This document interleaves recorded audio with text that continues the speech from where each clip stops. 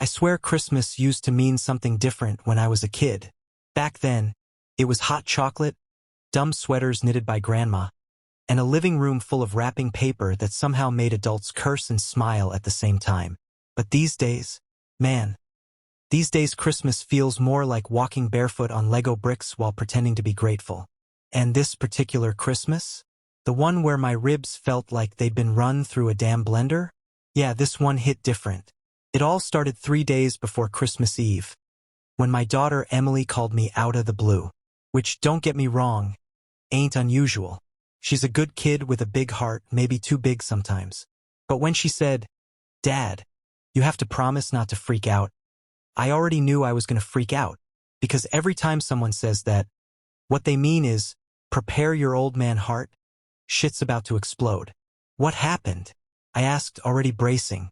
It's about Ryan, she said quietly. Now let me tell you something about Emily's husband, Ryan. The man looks like a sock puppet that was given a beard and some confidence he did not earn. He's one of those dudes that walks around like he's still in a high school football movie, even though the only thing he ever tackled in life was a plate of nachos. He also had that annoying habit some guys get where they marry someone sweet and smart, then suddenly start thinking they're the father of the universe. What about Ryan? I said, hoping she'd say something small, like he broke their coffee maker or got into a fight with the neighbor over Christmas lights. He got a little upset, Emily said, trying to sugarcoat. Upset how? Dad, he shoved you. I blinked. He what? He shoved you, like, physically pushed you. He thinks you're, I don't know, disrespecting him or something. Now I was really confused, because I hadn't even seen the little brat for almost a month. What the hell did I do? Disrespect him in spirit. Emily, sweetheart, I said. Unless that boy dreams I'm dunking on him in his sleep, he's got no damn reason to be mad at me. I know, she said. But Dad, can you just promise not to fight him when you come here for Christmas dinner? Fight him, I said. Emily, I'm too old to fight people. I get winded just bending over to tie my shoes. She laughed a little, but it wasn't a happy laugh. More like the kind someone makes when they're trying to convince themselves everything's gonna be fine. I promised her, and I meant it. I wasn't gonna fight Ryan. Hell, I could break a bone just sneezing these days. I hung up feeling uneasy, but I shook it off. Maybe it was some misunderstanding, I thought. Maybe he had a bad day at work. Maybe his video game console died and he needed to transfer his tantrum somewhere. Fast forward to the next evening. I was heading to my favorite local bar, a little hole in the wall called Mike's Place. It's one of those joints that looks like it should have been shut down by the health department around 2004. But somehow it's still standing because the owner knows everybody and everybody knows the owner. It's friendly, it's loud. It smells like old beer and fried food. And it's perfect. I go there to unwind, play some pool, talk shit with the regulars. What I was not expecting was to walk right into a powder keg. Ryan was already there. He was sitting at the bar with two of his buddies. One built like a refrigerator, the other built like a toothpick, and they were all already buzzed. Not sloppy drunk, but the kind of drunk where dudes start feeling bolder than their paychecks. When he saw me, he gave this smirk. The kind of smirk that says, oh good, someone I can yell at to feel tall. Well, look who it is, he said loudly. The old man who can't mind his damn business. I raised an eyebrow. Good evening to you too, I said. Did Santa forget to bring you manners this year? His buddies snickered, and Ryan's face tightened. You always think you're funny, he snapped. Always got something smart to say. No wonder Emily's stressed all the damn time. And that has what to do with. You're always meddling, he said, standing up. Always sticking your nose in our life. Jesus Christ. This man was looking for a fight the way toddlers look for snacks. Ryan, I said calmly, why don't you sit down before you hurt yourself with a thought? That did it. That tiny fuse blew. He shoved me. Hard. Now listen, I'm old. I can admit it. I ain't fragile like a glass ornament. But I also ain't about to take a full-on shove from a grown man without consequences. I stumbled back, hit the edge of the bar, and a shot of pain ran through my side so sharp I nearly dropped to my knees. Mike, the owner, shouted, "Hey, Cut that shit out. But Ryan didn't stop. He pushed again, this time yelling, respect me. I'm your daughter's husband. What I wanted to say was, no, you're a toddler with a beard. But what I actually did was put my hands up and say, quit it. I'm not fighting you. Refrigerator guy grabbed Ryan's arm. Dude, chill, he said. He's old. Exactly, Ryan yelled. He thinks he can say whatever and nobody's gonna check him. I didn't say anything, I snapped, clutching my ribs. But the pain was swallowing me whole by then. I don't know if adrenaline was messing with me or if the shove caught me at just the wrong angle, but something wasn't right. I left the bar before things could escalate. By the time I got home, I could barely breathe. I drove myself to urgent care, where the doctor told me, good news, your ribs aren't broken. Bad news, 2 of them are cracked. You need rest. Rest. Yeah. Like that was gonna happen with Christmas dinner looming over me like a debt collector. The next day, Emily called again. Dad, are you still coming for dinner? I thought about lying. I thought about saying no. But there was something stubborn in me, something old and prideful, the kind of thing dads get when they've lived too long and been through too much. I'll be there, I said. And so Christmas Day came. And so did I and my cracked ribs. Every breath felt like someone was poking me with a broken candy cane. When I walked into their house, the smell of roasting ham filled the air. Christmas music was playing. Emily was trying too hard to smile. And Ryan, he was sitting at the table, arms crossed, acting like he was the king of the damn holiday. When he saw me, he snickered. Look at that, he said. The old man survived. I knew right then that Christmas dinner was going to be chaos. I just didn't know how bad or how satisfying the ending would be. Because life has a funny way of teaching lessons, even to people who think they're untouchable. And Ryan, oh, that dumb bastard, was about to learn something he'd never forget. The moment I stepped into the dining room, the tension hit me like a freezing wind. Emily was fussing with plates and napkins, pretending not to notice that Ryan was watching me like I owed him money. He raised an eyebrow and said, so what? You come limping in here expecting sympathy? No, I said calmly. I came because Emily wanted me here. He scoffed. You could have stayed home. Nobody asked you to make a damn scene. Scene? I laughed, well, halfway laughed before the ribs reminded me they were broken passengers. You shoved me, son. Twice. In a bar. He shrugged. And? You pushed my buttons. I didn't touch your buttons, I replied. Hell, I didn't touch you at all. Emily set down a dish of mashed potatoes a little too hard, the spoon clattering.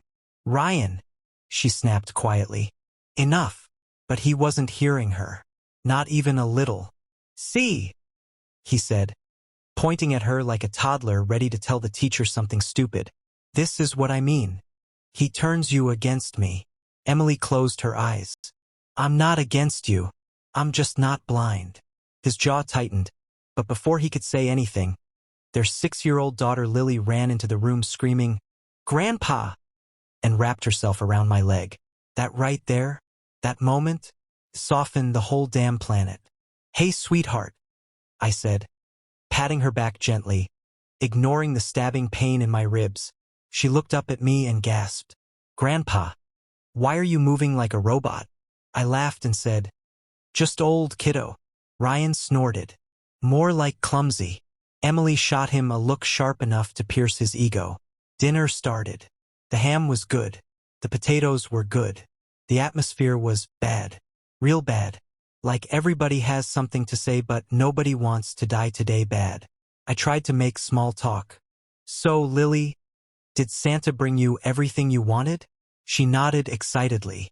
He brought me a dollhouse and a robot unicorn.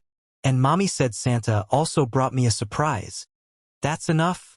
Ryan cut in, waving his hand. I blinked. Let the kid talk, man. He glared at me. She talks too much. Emily flinched. Ryan. He took a swig of beer. What? I'm just saying. I felt my blood boil. Not because he insulted me. Not because he pushed me. But because he talked to his own daughter like she was a nuisance. You know? I said quietly, kids remember that stuff. He slammed his beer on the table. Oh, here we go. The wise old man giving another lecture. I'm not lecturing, I said. I'm telling you what's true. He leaned back in his chair. Man, shut the hell up. You think just because you're old, you're some kind of saint? You think you can talk down to me? I'm not talking down to you, I replied. You do that yourself. Emily gasped. Lily stopped chewing. Even the Christmas music seemed to pause. Ryan stood up so fast his chair screeched. Say that again. No, I said. Sit down. Eat your dinner. He pointed at me like he wanted to throw something. You're disrespectful as hell. And you're acting like a child, I said. Dad, please, Emily whispered. But Ryan wasn't listening to anyone. He marched over, grabbed my shoulder, and hissed. You come into my house, at my table, and talk shit to me? I winced. Let go. Or what, old man? He sneered. You gonna break your other ribs trying to fight me? Oh, so he knew. He knew he'd hurt me. He knew I was injured. And he didn't give a damn. That was the moment something shifted, not in me, but in Emily. She stood up slowly, her eyes burning. Get your hands off my father. Ryan turned. Stay out of. Now, she snapped with a voice so fierce even Lily jumped. He let go, muttering, Jesus Christ, fine. Emily walked over to me and whispered, Are you okay? I'm fine, Elide. Just sore. But the truth? Every inch of my ribs felt like a war zone. Then Emily did something none of us expected. She turned to Ryan and said, You don't get to talk to him like that. And you don't get to treat me or Lily like that anymore. Ryan blinked. What the hell are you talking about? I'm talking about the fact that you've changed, she said. You've gotten mean, controlling, aggressive, and I'm done pretending it's okay. His face twisted. So what? You're taking his side now. I'm taking the side of anyone who isn't acting like a bully, she said, including myself. He scoffed. Oh my God. Are you seriously doing this right now? Yes, she said. Right now. Right here. He looked around like the walls might back him up. Then he laughed. You're dramatic as hell. Get out, Emily said. Ryan froze. What?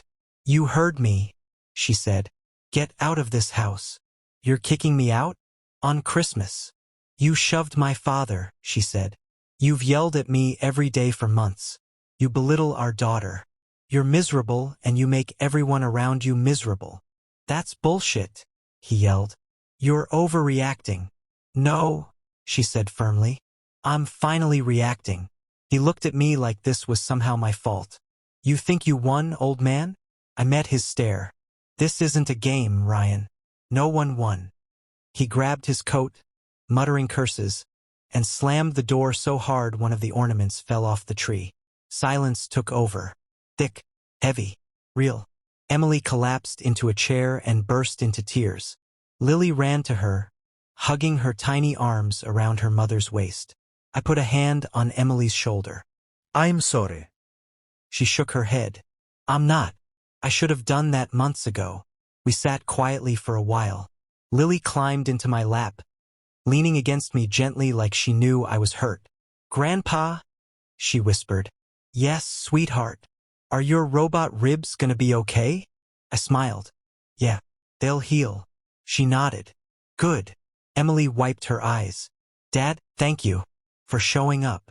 I'll always show up, I said. She took a deep breath. I think I needed today, even if it sucked. I nodded. Sometimes people don't learn until they lose something important. Do you think he'll change? She asked. I hesitated. I think he'll learn. One way or another. We cleaned up dinner together, quietly but peacefully. It wasn't the Christmas any of us expected, but maybe it was the one we needed. Later that night, after Lily fell asleep on the couch watching old holiday cartoons, Emily handed me my coat and said, Dad, yeah, you taught him a lesson. Not by fighting, not by yelling, just by being the person he's not. I hugged her gently. I love you, kiddo. I love you too. When I walked out into the cold night air, my ribs aching but my heart steady, I realized something. A man doesn't have to throw punches to stand his ground. Sometimes just standing, hurt but steady, is enough to make the wrong people fall apart. And if Ryan ever tries to come back into their lives without changing, well, the old man will still be here, still standing, still watching, still protecting. No matter what, you just heard a story of betrayal, survival, and quiet revenge. If it left you thinking, hit like, share it forward, and subscribe for more true emotional stories that'll stay with you long after they end. Every click helps another story find its voice.